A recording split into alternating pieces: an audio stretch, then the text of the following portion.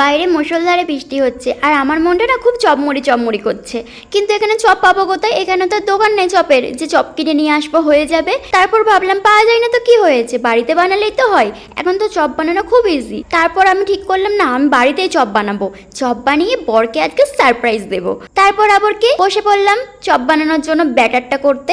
তো এখানে ব্যাটারে আমি দিয়েছি লঙ্কা গুঁড়ো, হলুদ গুঁড়ো, সাথে লবণ, সবকিছু একসাথে মিশিয়ে ভালো করে জল দিয়ে একটা সুন্দর ব্যাটার বানিয়ে নিয়েছি। সাথে কিন্তু একটু সাদা তেলও দিয়েছি।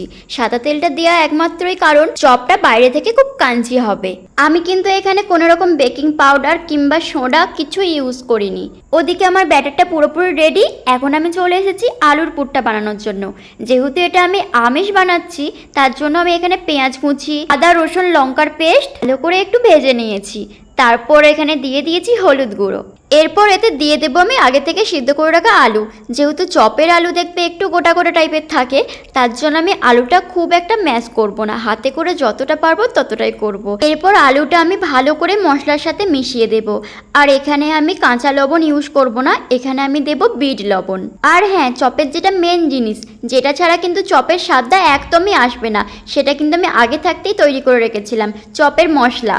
চপের মশলার জন্য কিন্তু এমন কিছুই লাগে না, গোটা জিরে, গোটা ধনে আর সাথে গোটা শুকনো লঙ্কা, ওগুলো আমি শুকনো কড়াই ভেজে গুঁড়িয়ে নিয়েছিলাম। সেটাই এখন আমি আলুর সাথে ভালো করে মিশিয়ে নেব, তাহলেই আমার আলুর চপের পুর রেডি।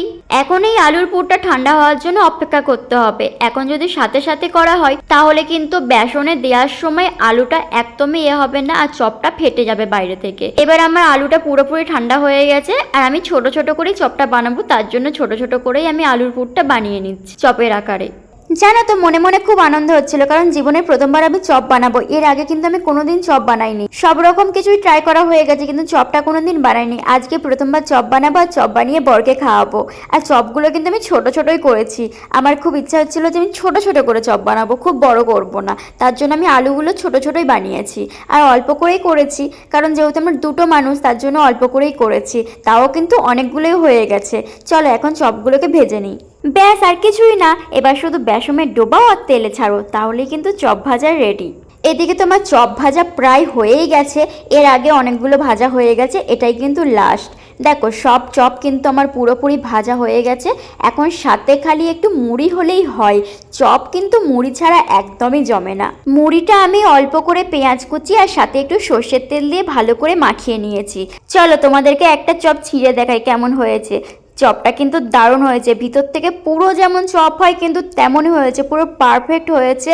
মনেই হচ্ছিল না যেটা বাড়িতে বানানো, মনে হচ্ছিল দোকান থেকে কিনে আনা হয়েছে। এখন আমি আমার বরের রিয়াকশান দেখব।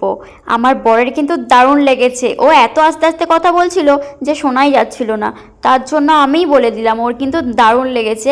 আর হ্যাঁ, আমরা কিন্তু একা খাইনি, যারা নিচে ছিল তাদেরকেও দিয়ে এসেছিলাম, তারাও খেয়ে কিন্তু খুব নাম করেছে, ওদেরও খুব ভালো লেগেছে।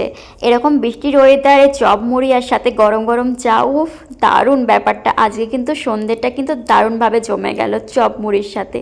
আচ্ছা, তোমাদের কার কার ভালো লাগে এরকম বৃষ্টির ওয়েদারে চপ মুড়ি খেতে? অবশ্যই কিন্তু কমেন্ট করে জানিও, আর ভিডিওটা ভালো লাগলে লাইক করো। টাটা সবাইকে।